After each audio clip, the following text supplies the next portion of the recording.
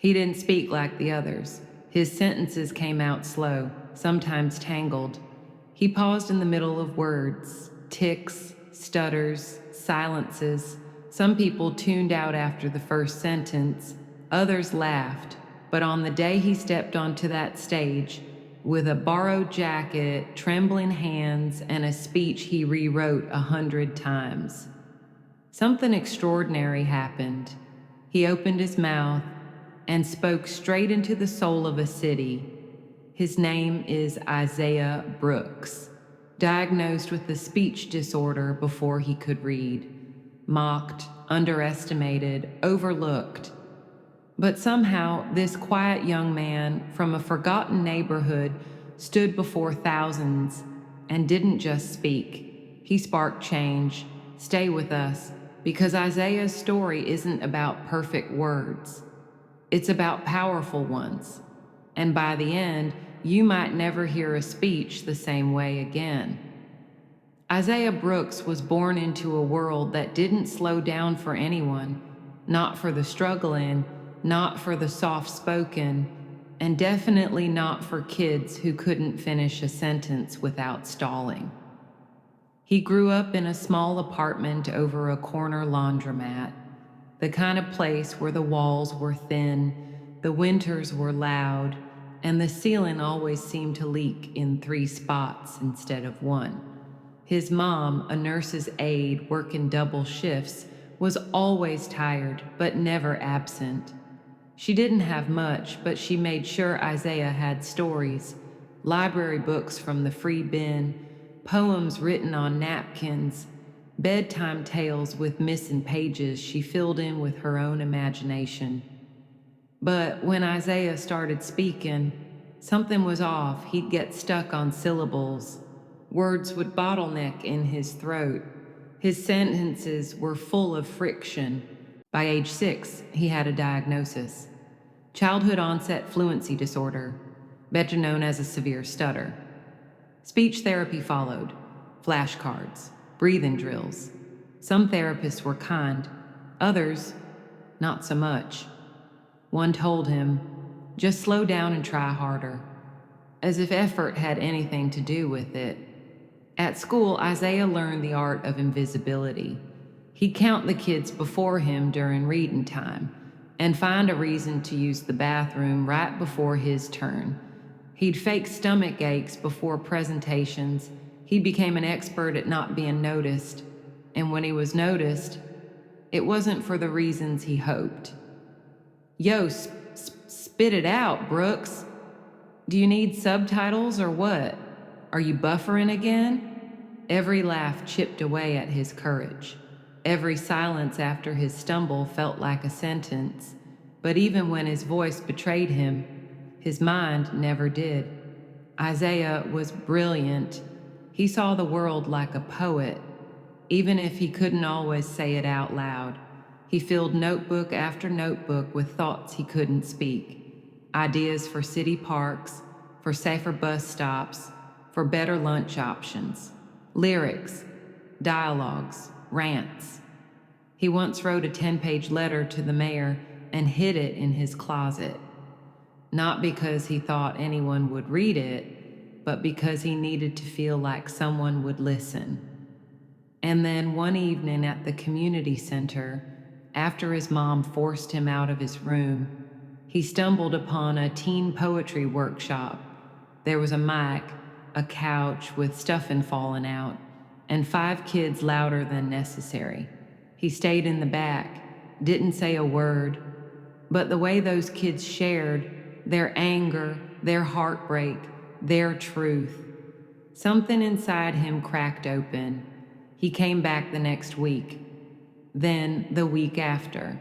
One night, the facilitator said, "Next week, Isaiah, you're up." He nodded, went home, threw up. But he wrote something. 4 short stanzas about feeling invisible. And when he stood behind that mic for the first time, his voice shook, his words caught. But no one laughed. They clapped. Not because it was perfect, but because it was real. That night, Isaiah walked home with his notebook clutched like a trophy. He didn't feel like a problem to fix. He felt like a poet. And that night, for the first time, he imagined a future where his voice, even with all its pauses, might be more than enough. The turning point didn't arrive like a spotlight.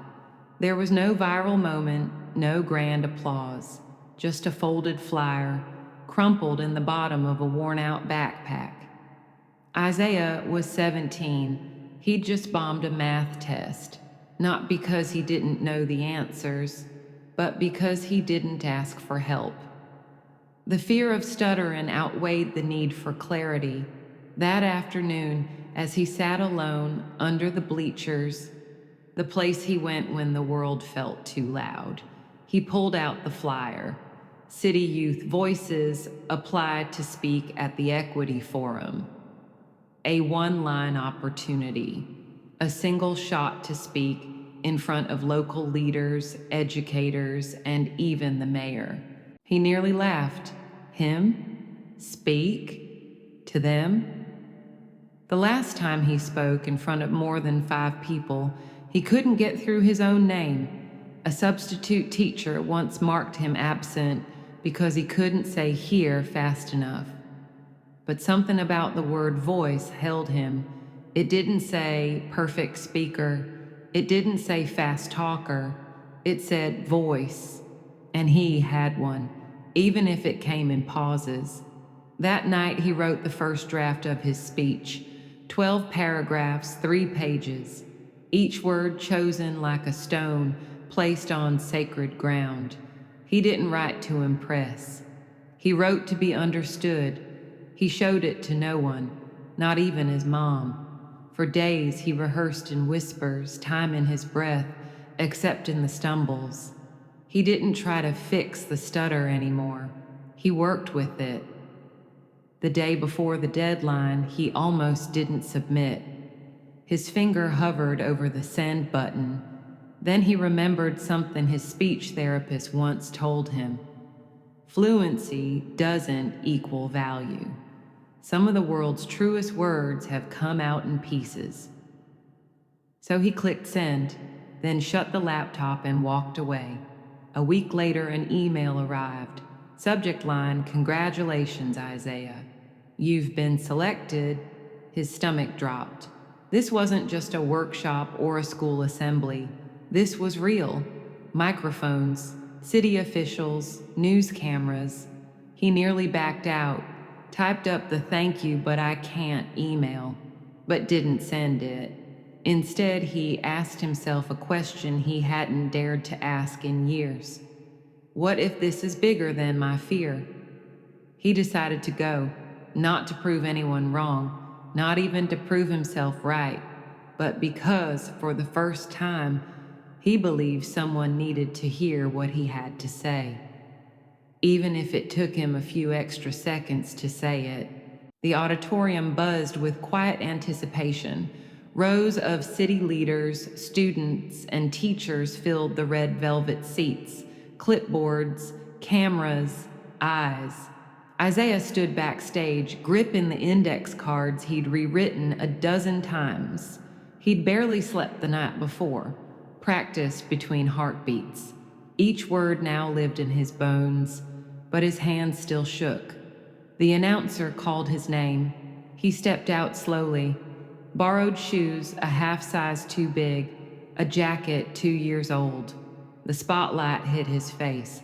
He blinked, and for a moment, everything went silent. He approached the mic. The hum of the crowd softened. And then he waited, not because he forgot, but because he'd learned something powerful. Silence makes people listen. He exhaled, cleared his throat, and began. My name is Isaiah Brooks, and I stutter. A few heads tilted, some brows furrowed. I don't speak fast, sometimes. I don't speak smoothly, but I've got something to say, so I'll take my time, and I hope you'll take yours to hear me. A hush fell across the room. Even the sound tech stopped fiddling with knobs. He told them about growing up unheard, about hiding in bathrooms to avoid roll call, about faking sick just to skip oral presentations. He told them about the kids who teased him and the teachers who pitied him, but never really saw him. There's a word for kids like me. They call us quiet. But we're not quiet. We're just waiting for space to speak, waiting for someone to wait with us. A woman in the third row lowered her head. A man near the aisle nodded slowly. Isaiah kept going.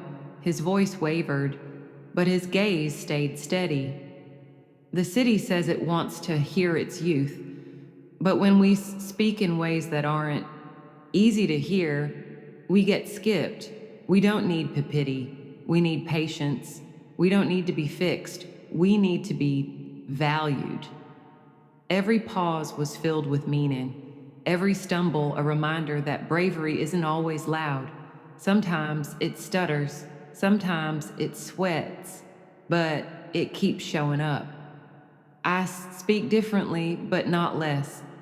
And today, I'm not asking for a mic. I'm using one.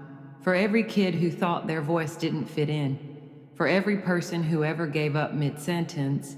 For everyone who's still afraid to speak. I'm here, and I'm not going anywhere. He ended the speech not with a shout, but with stillness. The room didn't erupt.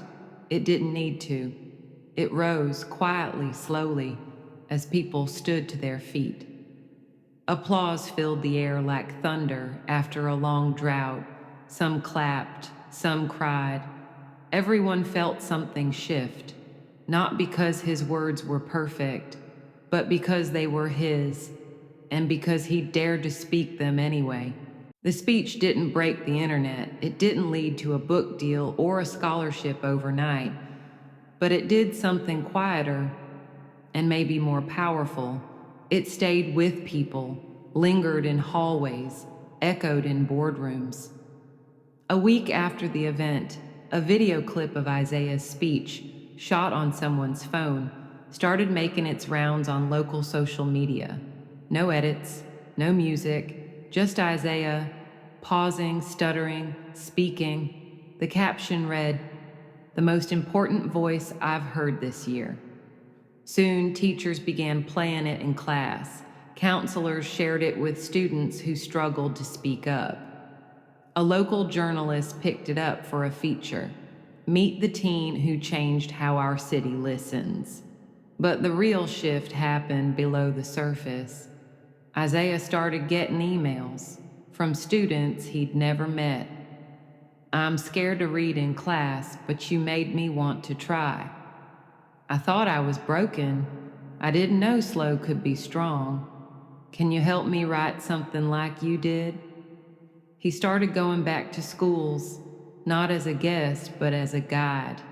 He created small writing circles, not just for kids with speech disorders, but for anyone who felt unheard.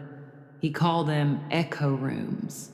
No one was required to speak, but when they did, they were never interrupted. Word spread. A local community center offered him space. A retired teacher offered to help. Even a nonprofit for youth development offered to fund notebooks and snacks.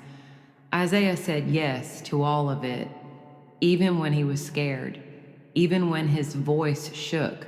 And in saying yes, he found something bigger than confidence. He found conviction. The mayor's office invited him back, not to perform, but to consult. They were launching a youth listening initiative. They wanted to know how to actually hear young voices. Isaiah didn't walk in with a PowerPoint. He walked in with a pen and a notepad, and he listened. Then he taught them to do the same. No one asked him to speak more clearly. They asked him to speak more often. For all the applause, for all the praise, the struggle never left. Isaiah still wakes up some mornings with a knot in his chest, wondering if he'll choke on his own name again. There are still days he avoids phone calls, re-records voice messages 10 times, or lets opportunities pass because the fear still whispers louder than the courage. He still gets nervous before every talk. His palms sweat, his throat tightens, and that old voice creeps in. What if you mess up this time? Sometimes he does. He once got invited to speak at a university, a huge opportunity. Halfway through his presentation, he froze on a word for 20 seconds. 20 seconds of silence, eyes on him, cameras rolling. He felt the heat rush to his face. His hands trembled. He wanted to run, but he didn't. He smiled, took a sip of water, and said, "Sometimes the important words need space to arrive." The room erupted in applause, not because he was flawless, but because he was real. That's when Isaiah realized his stutter wasn't just something he carried, it was something that carried meaning. It slowed people down, made them listen differently, more fully. Still, the pressure to represent, to be the inspiration every time, can be crushing. There are days when he turns off his phone, pulls the blinds, and lets himself just be a person. Not a speaker, not a leader, just Isaiah. But even in those quiet hours, his mission hasn't faded, because he built something bigger than himself. The echo rooms still meet, kids still write, letters still come in, and every time Isaiah reads another message, from a student, a parent, a teacher, he remembers why he keeps showing up, not because it's easy, but because it's worth it, and because somewhere out there another kid is sitting in the back of the room, too scared to raise their hand, too unsure their voice deserves space. And Isaiah wants to be the proof that it absolutely does. Isaiah never wanted to be a hero. He didn't wake up one day and decide to inspire people. He just wanted to be heard. And maybe that's the most powerful kind of leadership, the kind that doesn't shout, doesn't demand attention, but simply refuses to stay silent. His journey wasn't about conquering his speech disorder, it was about transforming it into something meaningful, something human. He still stutters, he still pauses, but now people lean in when he speaks, not in spite of the stutter, but because of it. Because when someone is brave enough to speak exactly as they are, it invites the rest of us to do the same. Isaiah says this often now. Your voice doesn't have to be polished to be powerful, it just has to be yours. And maybe that's the message we all need to hear. You don't have to fix yourself to be worthy of being heard. You don't have to wait for confidence to show up before you do. Your story, your pain, your truth, delivered in your own voice, in your own way, might just be the thing that changes everything for someone else. So the next time you're tempted to stay silent, to hold it in, to edit yourself, to wait for perfection, remember Isaiah, standing at that mic, pausing mid-sentence, and choosing to keep going. If Isaiah's story moved you, don't let it stop here. Leave a comment below. What's one thing you've been afraid to say because it might come out wrong? Someone else might need to hear it. Share this story with someone who's struggling to speak up, whether it's in a classroom, a boardroom, or even at their own dinner table. Subscribe to Able in Every Way for more stories like Isaiah's. Stories that remind us strength isn't always loud, leadership isn't always perfect, and power doesn't always come with polish, because sometimes the voice that changes a city is the one no one saw coming, the one that stutters, the one that pauses, the one that dares to speak anyway. And maybe the next voice that changes your world is already inside of you. just waiting for permission. So here it is, permission granted, speak up, exactly as you are.